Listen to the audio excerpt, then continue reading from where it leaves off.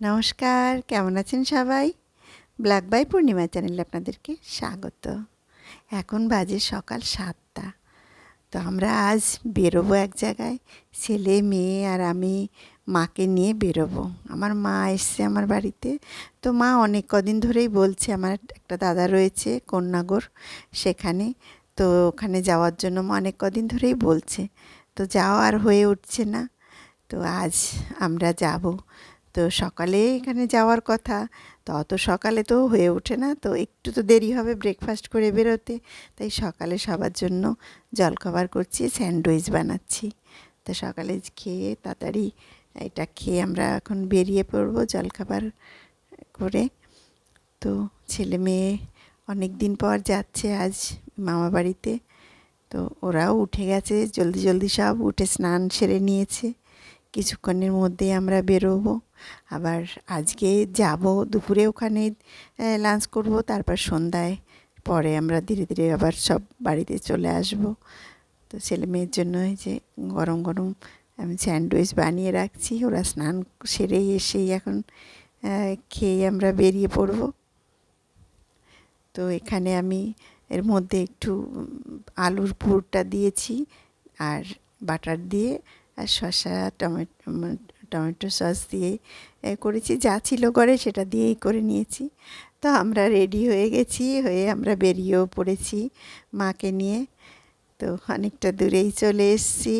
এখন গাড়িতে তেল ভরতে হবে। এখানে পেট্রোল পাম্পে এলাম, এখান থেকে তেল নেব।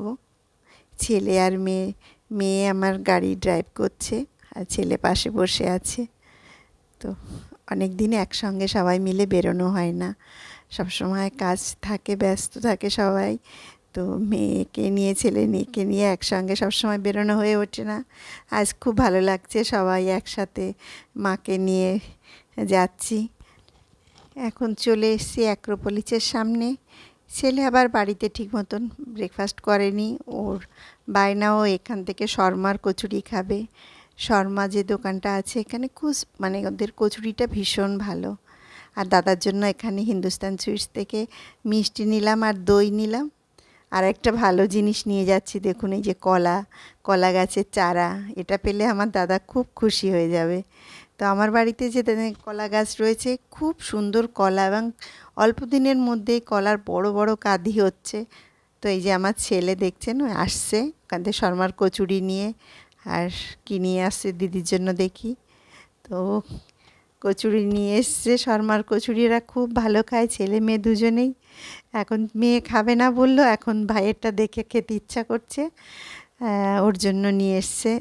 কী নিয়ে এসছে দেখি, এটা জিলিপি। বাহ, শর্মার এই জিলিপিটা কিন্তু একটু অন্য রকম, খুব সরু সরু এগুলো থাকে, যেগুলো অন্যান্য দোকানে খুব মোটা মোটা থাকে এইগুলো।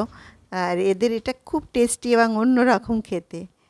খুব সুন্দর এই শর্মার কচুরিও যেমন ভালো, তেমনি আপনার এই যে জিলিপিটা, এটাও খুব ভালো। তো আমরা এখন অনেকটা চলে এসেছি। যে ডান দিকে যেটা দেখছেন, আমার একটা মেট্রো স্টেশন সায়েন্স সিটির সামনে। তো সায়েন্স সিটি এখন আমি মা ফ্লাইওভারে আমরা উঠে গেছি, বাঁদিকে সায়েন্স সিটি। খুব ভালো লাগছে। আমার মায়েরও দুই নাতিকে নিয়ে বেরিয়েছে, মা খুব খুশি আজ।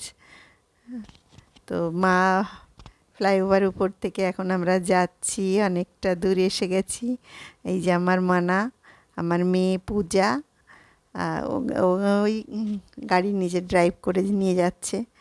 তো তার জন্য আমার মাও খুব খুশি, নাতনির সঙ্গে যাচ্ছে। অনেকটা চলে এসেছি। এই যে বাঁদিকে যেটা গেট দেখছেন, পিজি হসপিটালের গেট।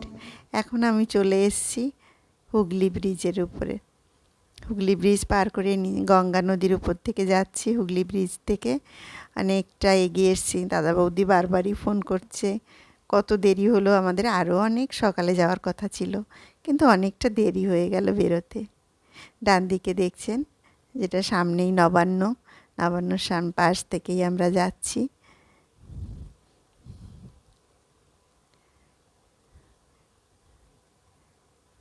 এই যে বিল্ডিংটা যেটা দেখছেন, এটা নবান্ন। তো এই অনেকটা চলে এসেছি, দাদার বাড়ির কাছাকাছি এসেও গেছি। তো দেখুন একদম গ্রামের পরিবেশ, কত সুন্দর একটা জায়গায় চলে এসেছি। কন্যাগর, জায়গাটার নাম হচ্ছে কন্যাগর। বাহ, কত বড় একটা পুকুর। তো চলে এসেছি এখন দাদার বাড়িতে। দাদার বাড়ির সামনেই আগে মন্দির, তো এক মন্দির ঠাকুর দর্শন করি, হরিচাঁদ ঠাকুরের মন্দির। আমার দাদা ভীষণ ঠাকুর ভক্ত, দাদা বৌদি দুজনেই। মা আর দাদা হেঁটে আসছে, একটু দূরে গাড়িটা পার্ক করা হয়েছে, রাস্তাটা একটু সরু। তো চলে এসছি। দেখুন কে বসে আছে, দাদার ছানচেটের উপরে বসে আছে হনুমান। তো ঠাকুর ঘরে আগে মনা পুজো করছে আমার দাদার মেয়ে। আর এখানে এলে ভীষণ ভালো লাগে এই ঠাকুর আর পূজা অর্চনা ঠাকুর ঘরে যে করে। আমার দাদা তো ভীষণ ঠাকুর ভক্ত, প্রতি বছর এখানে বাৎসরিক অনুষ্ঠান হয়, আমিও আসার চেষ্টা করি।